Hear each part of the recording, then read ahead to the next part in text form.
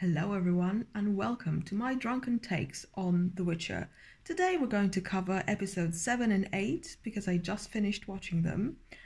And first I would like to wish everyone an agreeable Christmas. I hope everyone is at home with their loved ones having a grand old time. To get back to The Witcher, there is one massive flaw to the series and it's way too short. Like, 8 episodes are way too little. There's too many stories to tell, too little time covered. I mean, this is like the smallest little morsel that we've been given. And before, it's like when you go to the supermarket and you get to try the tiniest sample, and then in 2 weeks' time, you are told the product will be available. Nah, this is not how it should work. Not with series. I mean, it wouldn't have been satisfying to get it all at once and to be like, okay, this is it. We've told the stories, we've covered everything, everything's done, wrapped, bye. That would have been tragic. But, like this, knowing that I have to wait 2 more years to get a new season is also tragic. But at least I'm happy, and I would like to pat myself on the back a little bit for managing to space the episodes out over a few days and not binging them all at once, because 1, this way I got to enjoy the series for longer, and 2, I did not become so rabid about them, because let me tell you, the characters are very compelling, and it's very easy to gain affection for them, like, quite immediately. And the evil characters are very easy to hate. Like, oh my god, whenever I look at the Nilfgaard soldiers and Fringilla and that dude that I still haven't figured out what his name is. Wow. He's like an evil Matthew McConaughey. Very weird. At any rate, that actor is very well cast, because no way in hell would you think that, okay, he appeared, he must be one of the good guys. Nah. He has a look in his eyes. He's a very handsome man, but he has a look in his eyes like, I'm up to no good. Hello. If you had one of those thin moustaches, he'd be twirling it all the time. But let's not talk about moustaches when we're talking about The Witcher. Back to what I was saying. The characters are very easy to grow fond of. For instance, Calanthe. Calanthe is somebody whom you love and hate and love to hate, because she's like that butch lesbian aunt who is awesome, who is a lumberjack, who talks to you about swords, but who also from time to time voices incredibly racist views, and you have to deal with that. And Tisea is a big fave of mine in this series, and I'm really happy that she was still standing at the end, because she's kind of like Dumbledore or like Professor X. I think she's more like Professor X in the X-Men, because as a mentor and as a teacher, she does a few things that are pretty dodgy and that you don't agree with, but she's well-meaning and she wants to preserve something that she views as a worthwhile tradition. But as we all know, tradition is just peer pressure from dead people, which is why we should keep in mind that traditions that serve us are good and we should keep them, but if there are traditions that humiliate us and limit us, we should fucking get rid of them as soon as possible. I really liked Tisea's little speech to Yennefer, where she was telling her to unleash her chaos and all that thing, because it reminded me of Professor X's little speech to Jean Grey, telling her to unleash her inner phoenix. And we all know that in both cases it all ended in a big ball of fire and the situation was saved. And when I'm talking about Jean Grey and Professor X, I'm referring to X-Men Apocalypse, because the thing that they did before that was pretty disappointing, and the Dark Phoenix, I did not watch it yet, and from what I hear, it's best not to. Um, I I really liked Geralt in these last two episodes, even though he didn't do much. For some reason, Henry as Geralt looked his best in episodes 7 and 8, even though he was quite poorly, at least in episode 8. I don't know, his wig was sitting better than before, his skincare was on point, perfect beat or whatever, but he looked incredible. He looked like he was finally inhabiting the character perfectly. Um, yeah, there was that scene, when he was in the prison at Sintra, where he's just chilling there, like doing his little yoga thing, and that was cute. And in that episode where he sees Queen Calanthe dead on the ground, he has a little very funny moment where he does the surprised Pikachu face. And I'm going to meme that. I need to support my blood alcohol, so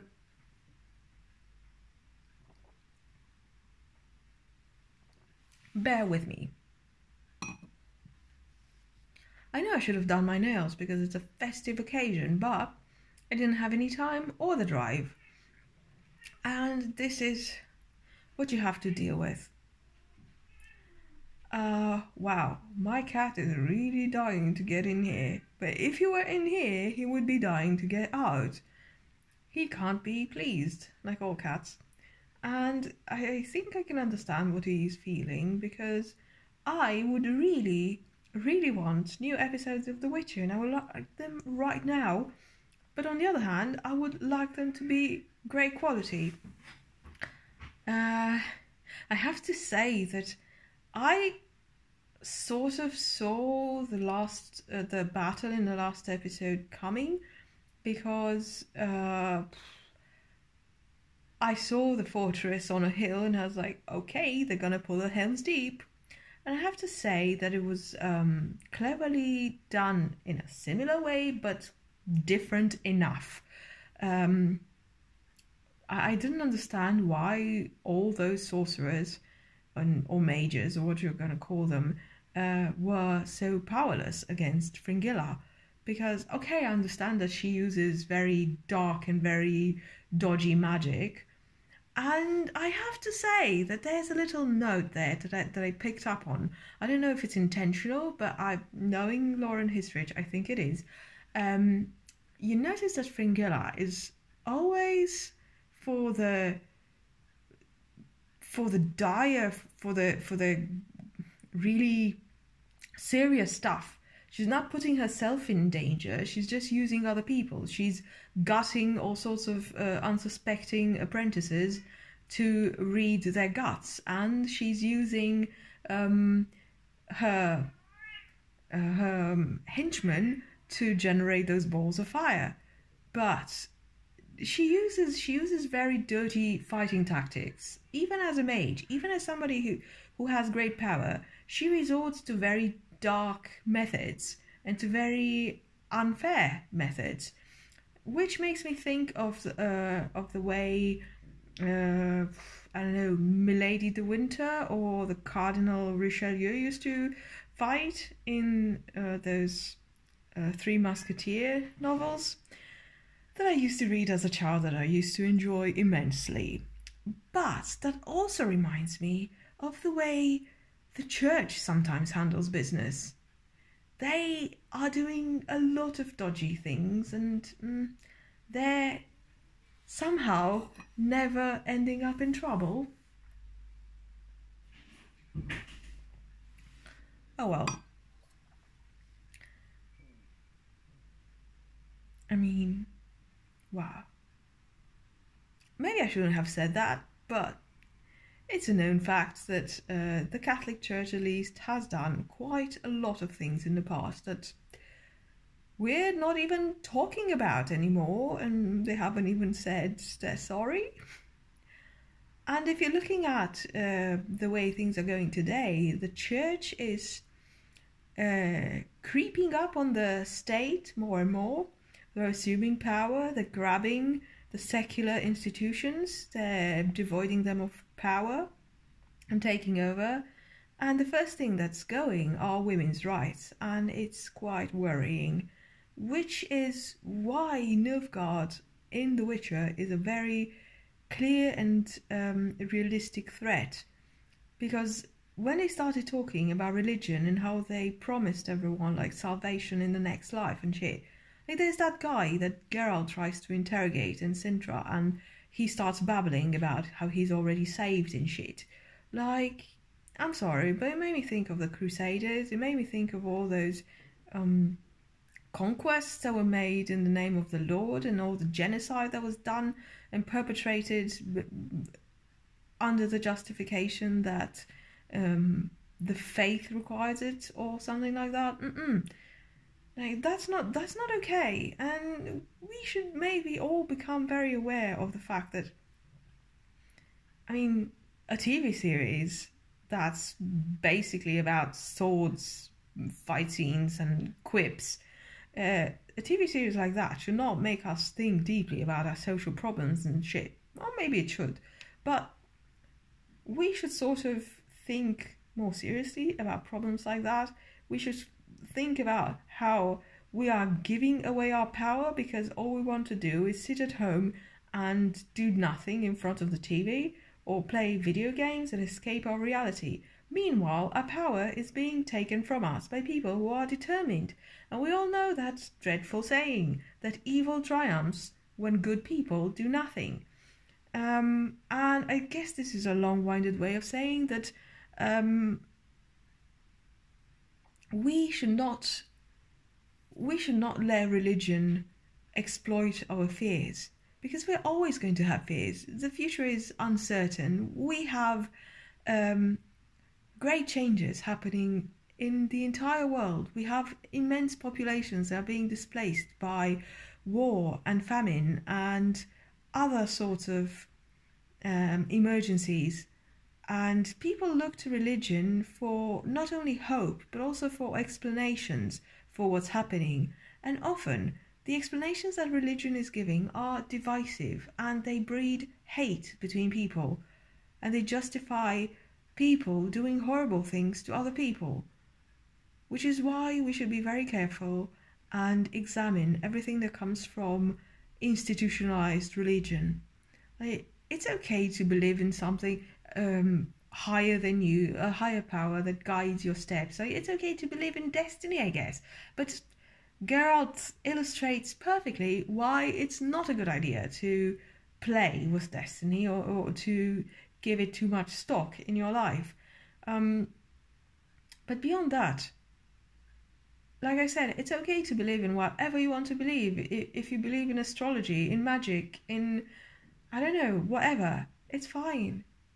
But don't hinge your entire life, don't hinge your entire way of looking at the world on something that some old people said. Because even the Bible was written in a completely different time than ours. And I know the boomers love to say that the Bible is the only book that you need to explain all of life. But it was written in a time far, far ago. Like, back when God said, go forth and multiply, there were like 12 people on the planet. It should not apply today. We're almost 9 billion. We shouldn't go forth and multiply anymore. We should maybe preserve resources and take care of the people that are near us, instead of creating new ones and leaving them to inherit the problems that we created. Maybe that's a more sensitive approach, but I don't know. Maybe this is getting too dark and too serious for an episode review.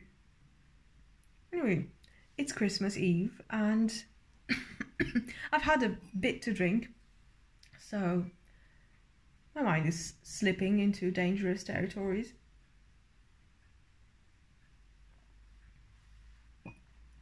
I do have to say that I love the ending. The ending was satisfying without closing all of the loose ends. How can I put it better? Like, we see that the side that we are on, like, we're rooting for Geralt and Ciri and Yennefer and the good mages, and they're kind of losing at this point. And yes, the situation is pretty grim because it looks like Nilfgaard is super strong and they're going to raze everything to the ground and rebuild it in their likeness. But I did like the fact that finally, after nearly missing each other for so many times, Geralt and Ciri were reunited, and I like that she finally, like, instead of being so suspicious, she just ran up to him and hugged him, and that was a great moment. That was a great, satisfying moment, and I fucking loved it. It felt good. It was a very rewarding scene to watch at the end of the 8 episodes. I loved it. And on that note, I'd like to say that this is a great way to end a season. Like, cliffhangers are fine, but when you know that you're going to keep your audience waiting for 2 years, it's good to throw them a bone and, like, a fish or something. Like, we're not a group of seals, but you know what I'm getting at. So yes, as usual, the backgrounds, the nature, the scenery that they were filming in was fantastic. It was amazing. It looked so fucking good. There's, like, I don't have enough words for how much praise I want to lay on this series. But here we are. These are my thoughts on the last 2 episodes.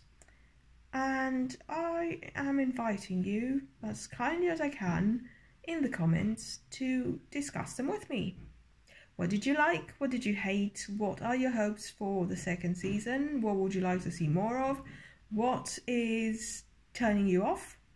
Did you find the level of gore surprising or adequate for such a story? Well, that's it. My cat is about to break down the doors to my living room, so I'd best open. So, I guess I'll see you in the next video.